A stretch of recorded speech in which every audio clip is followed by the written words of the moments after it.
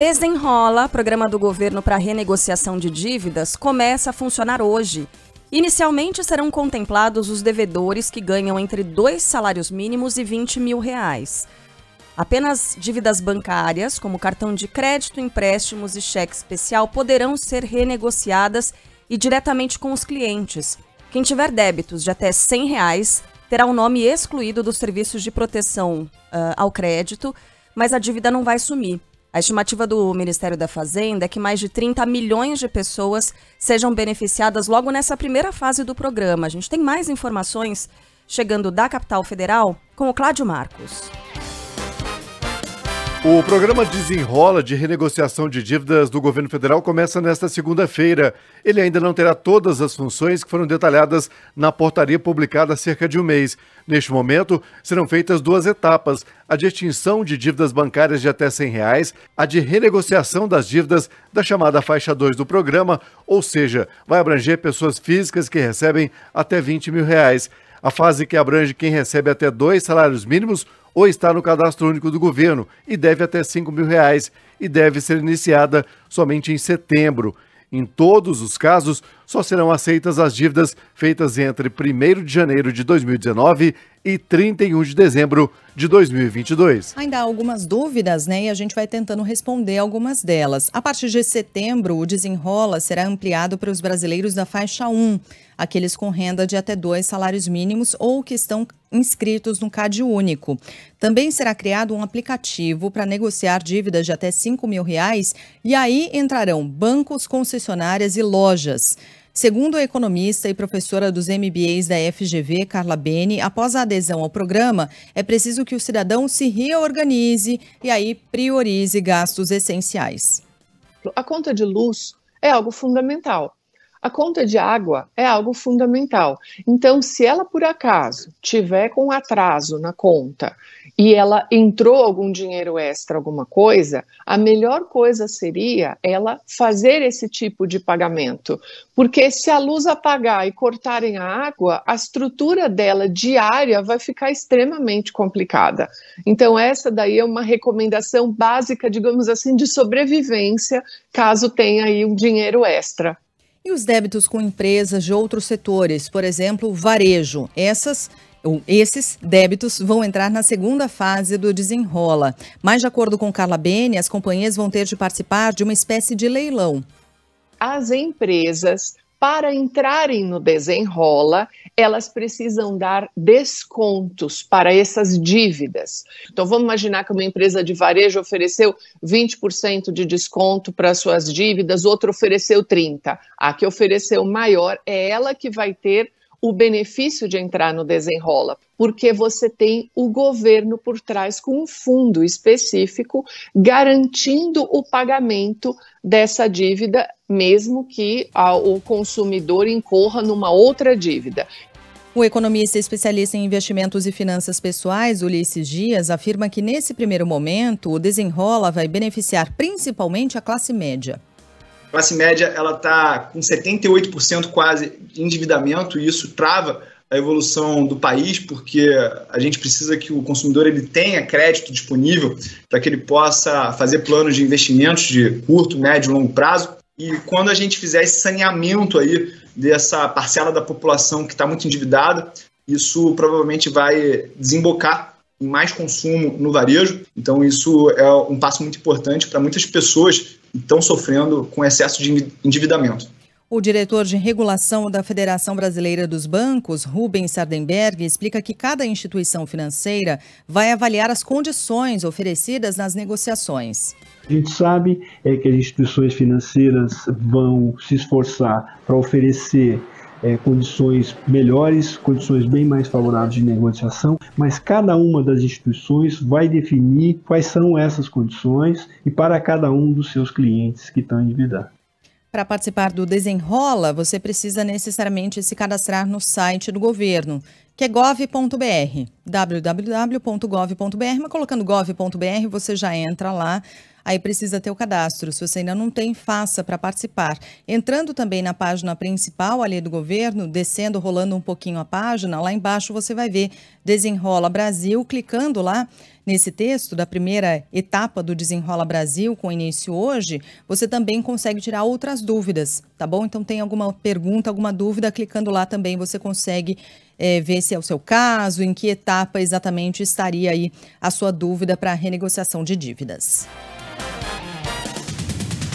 Ainda nesta segunda-feira será liberado o pagamento do último lote do abono PIS/PASEP de 2023. O valor equivale a um salário mínimo. Destaque de Yumi Cuano. Começa hoje o pagamento do abono salarial 2023 aos trabalhadores nascidos em novembro e dezembro. Segundo a Caixa Econômica Federal, neste lote serão pagos 3 bilhões e 600 milhões de reais. Os beneficiários que possuem conta corrente ou poupança na Caixa receberão o crédito automaticamente. Os demais recebem os valores na poupança social digital. Tem direito ao benefício o trabalhador inscrito no PIS/PASEP há pelo menos 5 anos e que tenha trabalhado formalmente por pelo menos 30 dias em 2021, com remuneração mensal média de até 2 salários mínimos. Um estudo feito pelo IPEA, o Instituto de Pesquisa Econômica Aplicada, aponta que o chamado IVA, ou IVA, pode ficar em torno de 28% e ser o maior do mundo. O imposto previsto na reforma tributária é aquele que agrega 5 tributos diferentes. São 3 federais, o IPI, PIS e COFINS, um estadual, que é o ICMS, e um municipal, o ISS. São 5 em 1.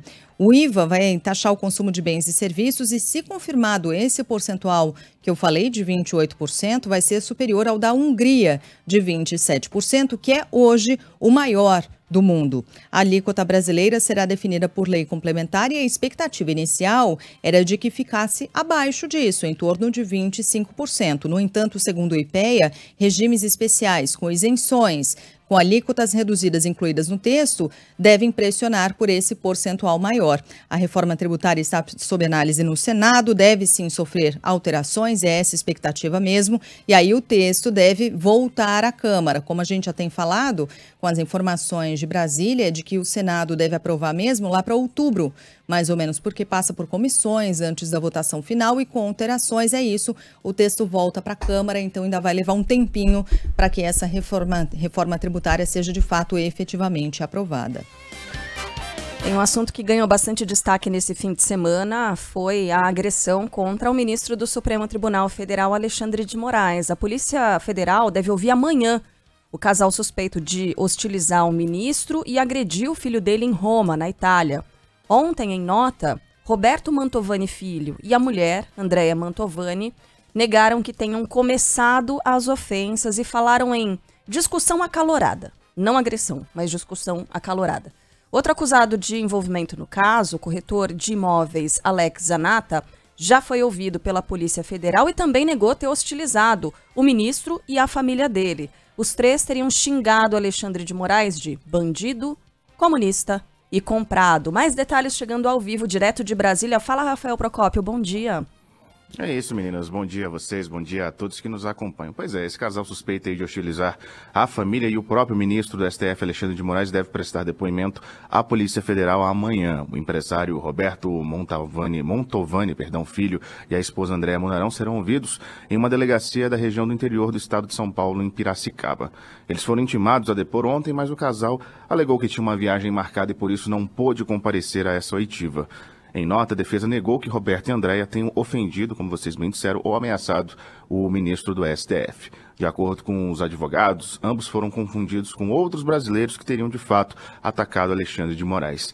E diante de uma, abre aspas aí, confusão interpretativa, houve um desentendimento verbal entre Andréa Munarão e 2 pessoas que acompanhavam Alexandre de Moraes.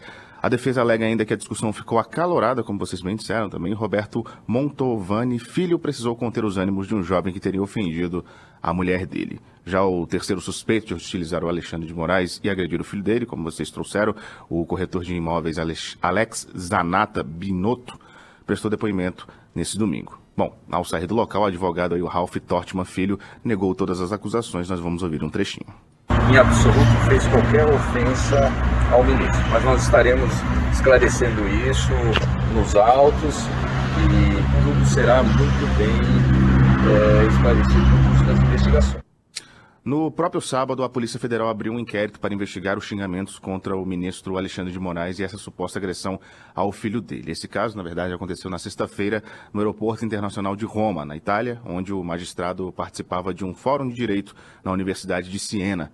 Segundo as investigações, os três teriam xingado Alexandre de Moraes de, abre aspas, bandido, comunista e comprado, fecha aspas.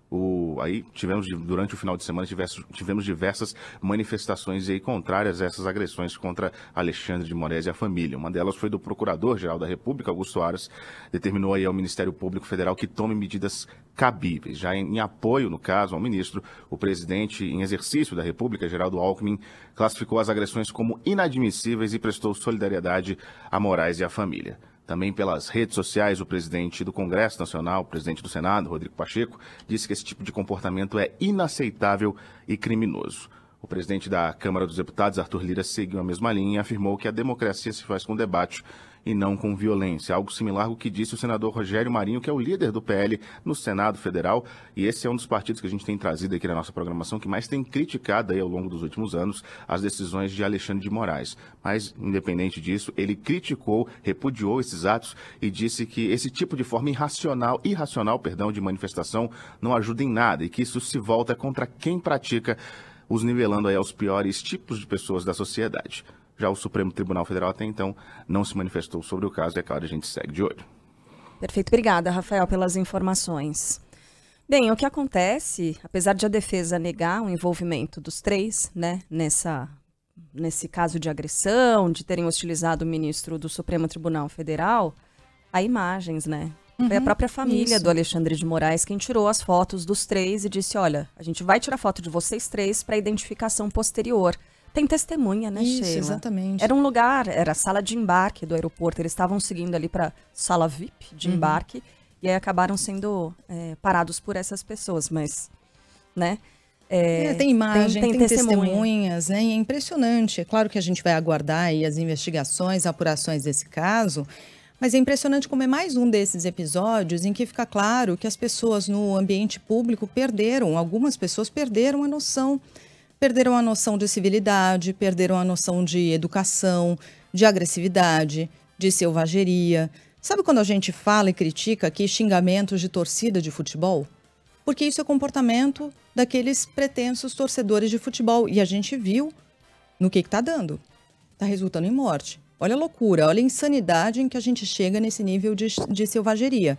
Começa assim, com xingamentos de quem você discorda, porque efetivamente é isso. Isso vale para Alexandre de Moraes, vale para Cristiano Zanin, quando a gente viu naquele episódio em que ele estava no banheiro de um aeroporto, vale para Flávio Bolsonaro, que sofreu a mesma hostilização dentro de um avião. Isso aqui não tem preferência política, a gente está falando de educação, ou de falta de educação, de agressividade, de selvageria, e na ponta de crimes que estão sendo cometidos assim, e as pessoas nem aí. Né? Que falta de civilidade. Por que isso? Por uma discordância, você vai sair xingando o outro no ambiente público? Onde para isso? Vai escalando para onde? É esse o receio, né? Mas é isso, a gente precisa ver que crimes exatamente teriam sido cometidos e tem uma pergunta que muita gente se fez ao longo do fim de semana, é se por terem cometido esse crime no exterior, fora do Brasil, se podem responder ou não. E podem responder, né, Cá? Podem sim. O professor de Direito Constitucional da Universidade Federal Fluminense, o Gustavo Sampaio, diz que eles podem ser julgados e punidos no Brasil, mesmo tendo cometido esse crime no exterior. Se o crime foi praticado no exterior por brasileiro, esses brasileiros entraram no território nacional. E se essa conduta é uma conduta reprimida pela lei penal brasileira e também pela lei penal estrangeira do local do cometimento daquele delito. E também, se o indivíduo não recebeu em seu favor perdão judicial no território estrangeiro, o que não aconteceu, então ficam preenchidas condições para que aqueles indivíduos sejam processados e julgados e punidos no território brasileiro. É importante para a gente saber, não pode tudo em ambiente público. Mas eu posso, é minha liberdade de expressão. Não, é crime. Dependendo do que você fala, é crime. Não pode falar tudo. Tem um ouvinte perguntando aqui, eu não vou citar o nome dele, Mas ele pergunta, Alexandre de Moraes é um deus? Não pode xingar? Não deve. Mas qual o crime? Crime de injúria. É por isso que eles vão responder. As pessoas não podem proferir palavrões contra outras pessoas. Se alguém fizer isso contra você, você eventualmente pode ir até uma delegacia e prestar queixa de injúria. Se a pessoa te xinga de algo que você não cometeu, te xinga de bandido criminoso, eventualmente ele pode usar até difamação, que é quando a pessoa usa um crime não cometido pela pessoa em público e para difamar, justamente, né, para acabar com a boa imagem dessa pessoa. Então é crime. É minha liberdade de expressão, ele foi lá e disse, mas ele vai ter que responder pelo que ele fez, Isso. né? Essa quer família... falar tudo o que quer? Então, mas aí arque com as consequências disso, né? Então encham as cadeias. Pois é, será que esse é o caminho mesmo, né? Mas enfim, é o mesmo. Em geral não dá cadeia, né? Não, isso aí acaba em multa, você tem de pagar um valor ali para a pessoa, vira um processo. Responde o processo, fica com a ficha suja, né? Então talvez esse seja o caminho. Mas obrigada pelas mensagens e é isso, vamos debatendo por aqui. 999-592-100, esse é o número do WhatsApp da Band News FM. Olha, mas sem injúria, hein? Sem difamação, por favor. Vamos em frente aqui, porque tem mais informação de Brasília sobre o Congresso Nacional, que está no recesso branco, né? Ou recesso informal, sem votar a chamada LDO, a Lei de Diretrizes Orçamentárias. As sessões só serão retomadas em agosto, com a expectativa de votação do novo marco fiscal na Câmara dos Deputados. É assunto para o André Viana. O recesso parlamentar no Congresso Nacional começa nesta segunda-feira e segue até o dia 1º de agosto. Oficialmente, o período começa amanhã, 18 de julho, mas já não há nenhum projeto importante pautado para hoje. O recesso de 2023 será considerado informal, uma vez que os parlamentares não votaram a Lei de Diretrizes Orçamentárias. A legislação não foi definida após pedido do presidente Lula, que solicitou que os congressistas não debatessem a questão até a aprovação das novas regras fiscais, que, de acordo com o presidente da Câmara, Arthur Lira, deve ser analisada novamente em agosto. Durante o recesso parlamentar, cabe a uma comissão representativa, composta por deputados e senadores, exercer a administração do Congresso e votação de questões legislativas em caso de urgência.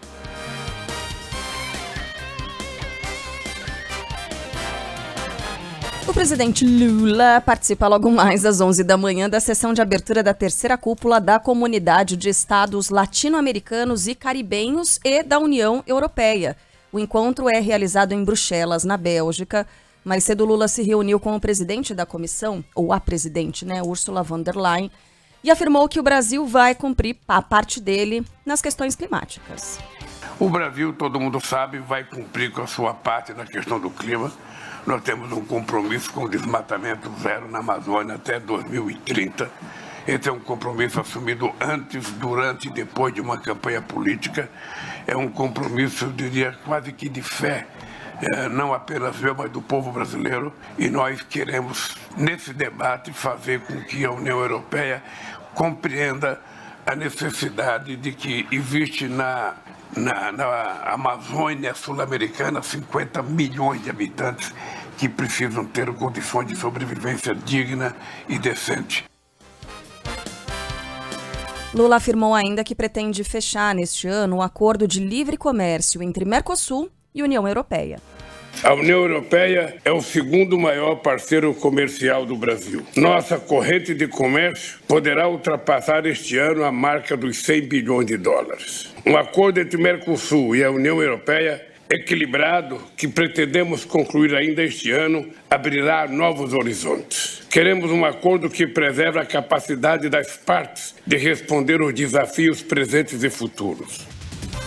Claro que esse tema também vai tomar bastante do noticiário nessa segunda-feira, então daqui a pouquinho você terá mais informações sobre essa viagem de Lula com o nosso correspondente na Europa, o Felipe Killing. Devem passar hoje por audiência de custódia o pai e a filha que agrediram uma médica em um hospital do Rio de Janeiro e foram presos acusados de causar a morte de um paciente internado em estado grave. Os dois vão responder por homicídio com dolo eventual, ou seja, quando se assume o risco de matar. Pedro Dobal está conosco, traz informação ao vivo. Bom dia para você, Dobal. Oi, bom dia para você também, bom dia a todos. A direção do hospital onde aconteceu esse caso disse que o paciente tinha apenas um pequeno corte em um dedo da mão esquerda, sem gravidade. O caso aconteceu na madrugada de domingo em Irajá, na zona norte do Rio. André Luiz do Nascimento, de 48 anos, foi até a unidade acompanhado da filha, Samara Nascimento, de 23 anos, e também uma criança de colo. Os dois já chegaram à unidade bastante alterados. Ele foi informado que deveria aguardar ou se dirigir a outra unidade, já que a equipe estava atendendo casos mais graves. Depois disso, o homem, que dizia estar armado, e a filha começaram a depredar o local, depredar a sala de espera. Ele chegou a invadir a sala vermelha, onde uma médica atendia outro paciente, e deu um soco na boca da profissional, que precisou de atendimento. Outros pacientes internados correram para se proteger no banheiro da unidade, como conta um enfermeiro, que prefere não se identificar. Supostamente ele estava armado. Quando ele foi puxar a arma, todo mundo correu para uma sala e ele socando a cara da médica. Afastei ele e a menina estava agredindo a médica. Eles procuraram o hospital inteiro a médica. Foi uma coisa horrível, uma cena de terror. A médica plantonista Sandra Lúcia Boyer teve um corte na parte interna da boca, precisou receber 5 pontos, e durante a confusão, uma paciente de 82 anos que tinha quadro de saúde gravíssimo, morreu após sofrer uma parada cardiorrespiratória. Pai e filha foram presos em flagrante por homicídio doloso com dolo eventual quando se assume o risco de matar. O homem também foi autuado por lesão corporal. Em nota, a Secretaria Municipal de Saúde repudiou o que chamou de fatos lamentáveis ocorridos no hospital. Essa história é horrível, né? Terrível. Você imagina a família dessa idosa que estava ali internada, estava em estado gravíssimo e, infelizmente, depois de assistir a tudo isso, tem que se despedir dessa paciente que também, enfim, morreu, né? Quer dizer, sofreu demais, ficou aguardando atendimento. Não tinha somente uma médica. Claro que a Secretaria da Saúde tem que responder por isso, né? Por não haver mais um profissional ali para prestar atendimento para essa senhora. E essas pessoas têm que responder por isso mesmo, não tem a menor dúvida. Pedro, obrigada, viu, pelas informações. Bom trabalho para vocês por aí. A gente vai seguir acompanhando de perto essa história. A gente segue por aqui também. Até mais, um abraço. Sheila, vamos chamar ao vivo nossa reportagem, ainda falando de São Paulo. A Prefeitura de São Paulo estuda um novo endereço para a Cracolândia, na região central. A ideia é levar os usuários de drogas para uma área com menos circulação de pessoas. É a transferência de um problema de um lado para o outro, só isso, né, Lucas Josino? Bom dia. Exatamente, viu, Sheila? Carla, melhor dizendo. Bom dia para você, para Sheila, para todos os nossos ouvintes. A gente está circulando aqui pelo centro de São Paulo, passei agora há pouco, próximo ao fluxo, ali na Santa Ifigênia, no bairro de Campos Elíseos também, justamente para ver como é que está a situação. Ainda tem bastante dependente químico, o grupo é muito grande. Semana passada foi uma semana bem difícil, teve muito confronto com os policiais militares, ônibus vandalizados e tudo mais, e também teve muita reunião. E nessas reuniões com moradores, com comerciantes do centro, ficou definido que a Prefeitura agora estuda um novo endereço para colocar a Cracolândia. Ainda não chegou num consenso, não há uma unanimidade. Qual lugar colocar? Mas já há um perfil, um lugar com pouca circulação de pessoas, com pouco comércio e também com poucos moradores. Ainda no centro, mas onde? É difícil encontrar um lugar desse no centro, mas o grupo de trabalho, que envolve várias secretarias, está tentando definir isso. Nesse fim de semana, o prefeito Ricardo Nunes voltou a defender a internação crack, dependente químico, precisa de uma autorização. A gente perdeu o sinal, rapidinho com você, mas já voltou, Josino, desculpa. Pode prosseguir, por favor. Bom, vamos lá então. A internação compulsória, que ela não é permitida aqui em São Paulo ainda, porque precisa de uma autorização da justiça, é contra a vontade própria do dependente químico, é o Estado que determina que aquela pessoa precisa ser internada, então o prefeito pediu a sensibilidade das autoridades de justiça de São Paulo, seja do Tribunal de Justiça, os desembargadores, os juízes, o Ministério Público, justamente para que eles pensem melhor sobre esse assunto, porque, segundo ele, pode salvar muita gente. É a questão da Cracolândia, que é algo muito complexo aqui em São Paulo, para a gente começar essa semana, mais uma semana aqui na Band News FM. Meninas. Deixa eu só pedir, Lucas, você passou pela área onde está a Cracolândia hoje, é na região da Santa Ifigênia ainda, né? Qual o endereço, assim, que você conhece muito essa região? Fica em qual rua, na Santa Ifigênia? Eles estão ali na Rua Vitória, do outro lado da Rio Branco. a poucos metros da Santa Ifigênia, só que do outro lado. Tá bom. Lucas, obrigada pelas informações, bom trabalho para você por aí, que a gente sabe que você tem entradas ao vivo em outros veículos aqui do Grupo Bandeirantes, então vamos liberar o Lucas Josino. Um beijo, até mais. Obrigado, viu, Carla? Um beijo para vocês, até mais. Agora, é impressionante, né? O que a gente identifica nesse momento é uma tentativa da Prefeitura de São Paulo de fazer, me parece, o oposto do que vinha fazendo, porque um dos argumentos usados pela Prefeitura para abordagem aos usuários de drogas era de que eram grupos enormes, concentrados ali na região da Cracolândia, e aí houve o espalhamento para outras regiões. Por quê? Porque em grupos menores seria possível você fazer abordagens mais facilmente. Esse tinha sido o argumento. A gente viu o que aconteceu. O espalhamento da Cracolândia por outras regiões do centro de São Paulo, com mini Cracolândias, com fluxos se movimentando de lá para cá, de cá para lá. E quem manda nesse fluxo não é a prefeitura, não, porque eles se movimentam de acordo com as necessidades e com aquilo que eles, evidentemente, como o tráfico abastece essas pessoas, porque há traficantes que agem, né, abastecendo essas pessoas que estão ali sujeitas, suscetíveis, viciadas, já não conseguem enxergar na frente o que estão fazendo e vão se movimentando. Agora, a estratégia é o quê? É levar para um cantinho? É isso? Aparentemente, aglomerando sim. De novo. Qual que é a tática dessa vez? Não entendi. Ô Sheila, agora, o que chama atenção é o seguinte, na segunda-feira passada, exatamente uma semana atrás, dia 10 de julho, o prefeito de São Paulo, Ricardo Nunes, estou lendo um texto aqui do jornal Folha de São Paulo, tá? Mas todo mundo noticiou, voltou a afirmar que a concentração de usuários de drogas tem dinâmica própria e negou a informação de que a prefeitura tenha tentado removê-los da região da Santa Ifigênia por meio da Guarda Civil Metropolitana. Diz aqui, ó, o texto, né? Abre aspas para o prefeito. Apesar de vocês insistirem em falar que a GCM conduz aquele grupo de pessoas para algum local, a gente só faz o acompanhamento. Eles têm uma dinâmica própria. Se não fosse assim, eles não teriam ido para outro local, né? Disse Nunes ao ser questionado sobre esse assunto na última segunda-feira, dia 10, durante evento na Zona Leste. Pois bem, uma semana depois, agora a prefeitura admite que essa é a tática, né? Essa é a tentativa de arrastar esse grupo para um outro ponto e agora um ponto menos movimentado. Você imagina o que vai se tornar essa área da cidade?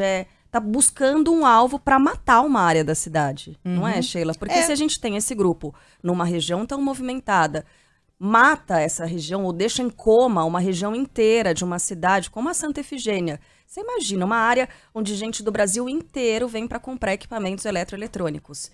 E ainda assim os comerciantes têm que fechar as portas. A Santa Ifigênia, quando ela tem todos aqueles problemas de segurança, porque a gente sabe que tem batedor de carteira, sabe que tem gente furtando, até roubando, né, assalto à mão armada, quando não se tem esse fluxo dos dependentes químicos, é uma região que tem clientela o tempo todo, 7 dias por semana, e se deixar essas lojas abertas de manhã até a noite, vai ter cliente. Agora, a região sofrendo muito por causa justamente dos dependentes químicos. Se assim, uma região inteira entra em coma, você imagina pegar uma área da cidade que está pouco movimentada, que já não tem muita gente circulando, transferir essas pessoas para lá, você vai trazer mais vida, obviamente, para Santa Ifigênia. Eles precisam disso. Os comerciantes, os moradores, eles precisam disso. Mas você vai matar uma região inteira do centro de São Paulo? O que é isso? A gente sabe que é difícil resolver essa situação. É difícil demais. Sim, uma das mais complexas no mundo todo, né? Quando você tem pontos em que há pessoas viciadas em drogas e traficantes abastecendo, né? Agora, quando a gente olha para a degradação que houve em São Paulo, desculpa, eu te interrompi, de Carla, jeito nenhum, a gente está trocando uma ideia aqui. A degradação que a gente viu acontecer no centro de São Paulo é muito triste. É muito, muito triste. E o que foi feito até aqui, com essa tática de espalha, agora aglomera de novo, e aglomera e põe num cantinho, que cantinho é esse? Que cantinho a gente vai enterrar da cidade? Acho que é isso que você está falando, né? Que ponto da cidade a gente vai escolher para matar? Né? Porque quando você leva essas pessoas. E a prefeitura acha que consegue, de fato, tocar o fluxo para essa região?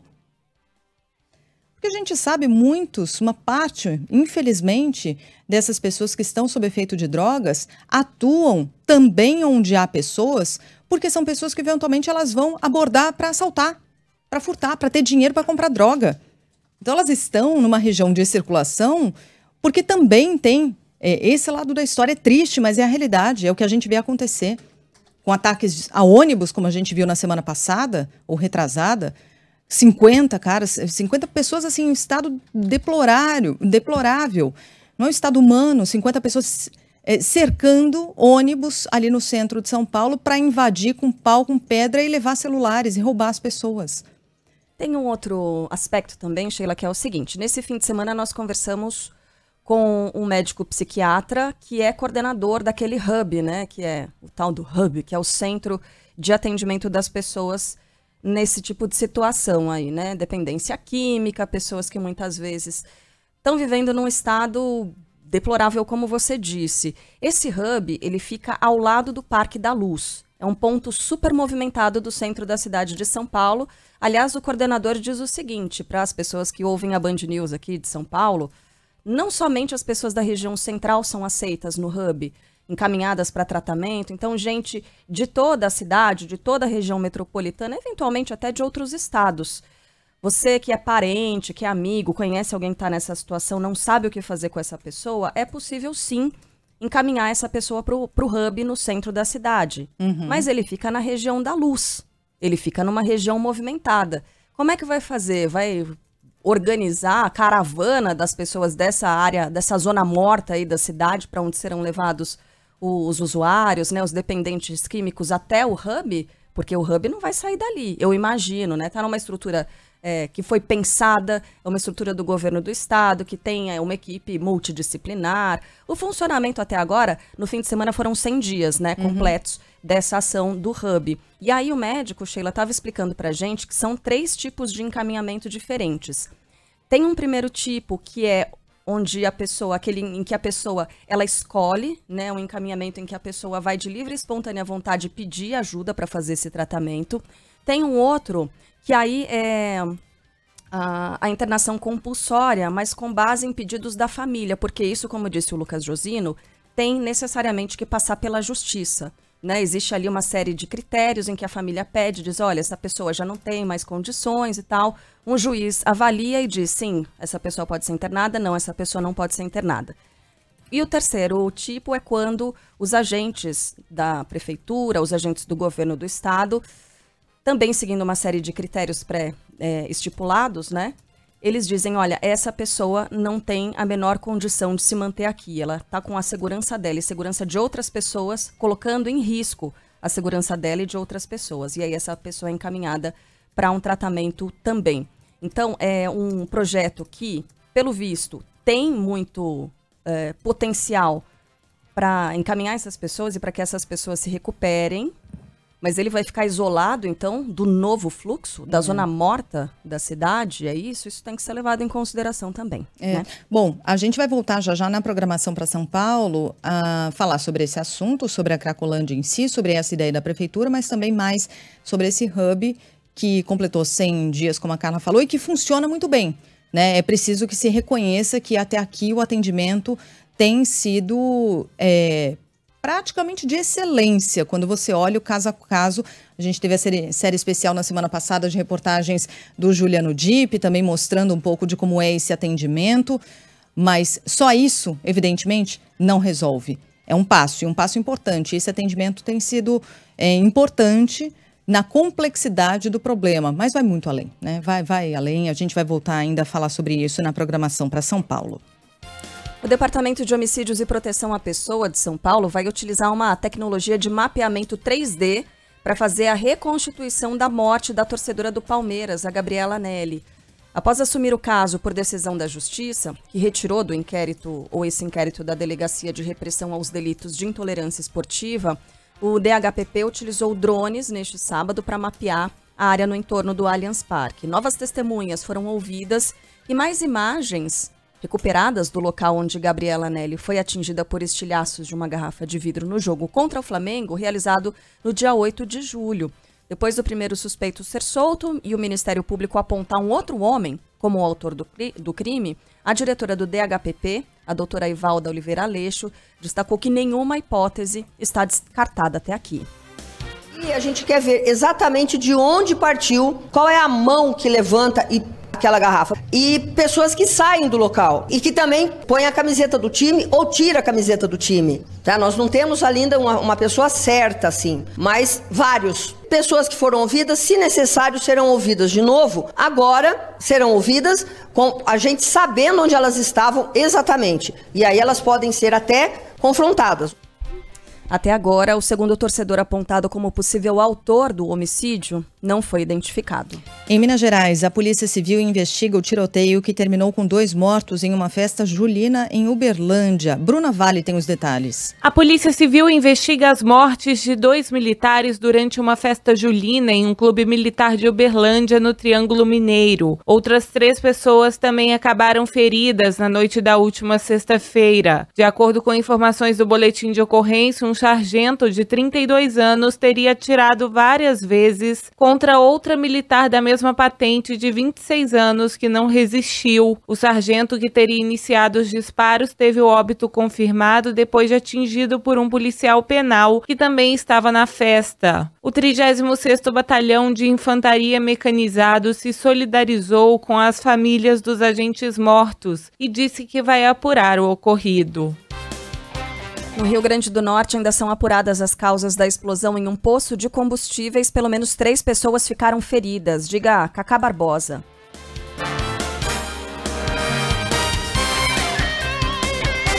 A Polícia Civil do Rio Grande do Norte investiga a explosão de um carro com 3 mulheres na última quarta-feira, enquanto era abastecido em um posto de gasolina em Parnamirim, município da região metropolitana de Natal. Câmeras de segurança registraram o momento em que o frentista começou a colocar gasolina no tanque do veículo e em menos de 1 minuto houve a explosão, com o fogo tomando conta do carro em poucos segundos. O frentista saiu ileso e as mulheres que estavam dentro do veículo ficaram presas por 15 segundos sem conseguir abrir a porta. Elas foram levadas para o Centro de Tratamento de Queimados do Rio Grande do Norte. Rita Cortez Lopes, de 62 anos, e a motorista Paloma Raíssa Nogueira Galdino, de 29, seguem na UTI. A mãe dela, Maria de Lourdes Nogueira, de 60 anos, está na enfermaria. A Polícia Civil aguarda o laudo da perícia para apontar a causa da explosão.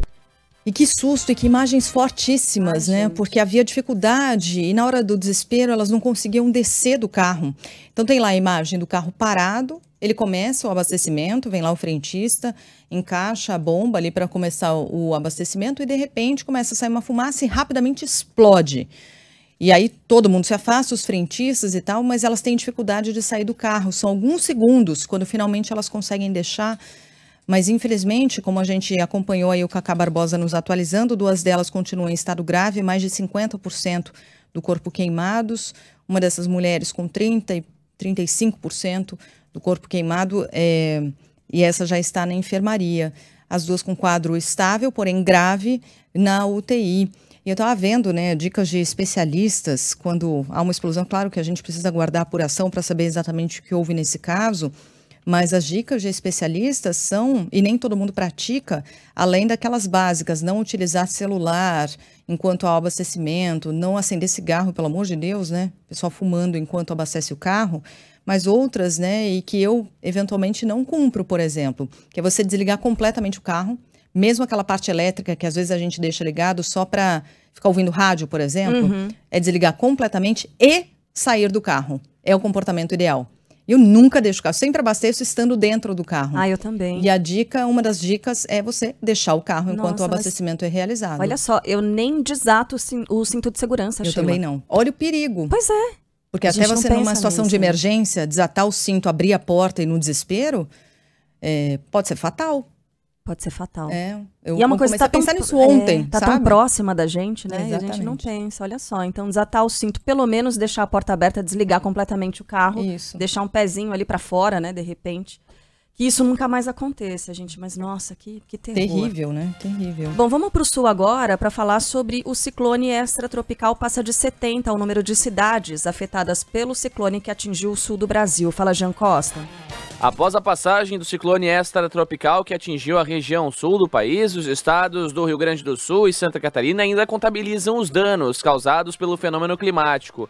No Rio Grande do Sul, pelo menos 32 pessoas ficaram feridas e 77 municípios reportaram algum tipo de dano. 5 decretaram situação de emergência.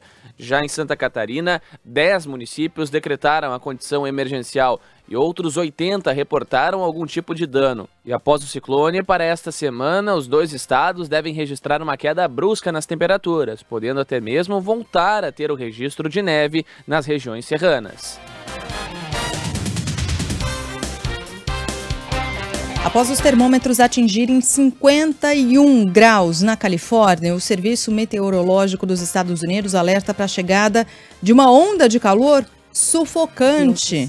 Fala aí, Arthur Coelho. O Serviço Meteorológico dos Estados Unidos emite alerta para uma onda de calor generalizada e sufocante para os próximos dias no país. Ontem, dezenas de milhares de pessoas suportaram uma onda de calor no hemisfério norte, com temperaturas extremas nos Estados Unidos, Europa e Ásia. Autoridades afirmam que o calor se dá aos efeitos do aquecimento global. No fim de semana, mais de 80 milhões de americanos acordaram com previsões de ondas de calor intensa nos estados do Oeste, Sul e Sudeste. O chamado Vale da Morte, na Califórnia, atingiu 51 graus. Na Europa, onde o aquecimento está progredindo 2 vezes mais rápido que a média global, segundo especialistas, vários países registraram temperaturas extremas.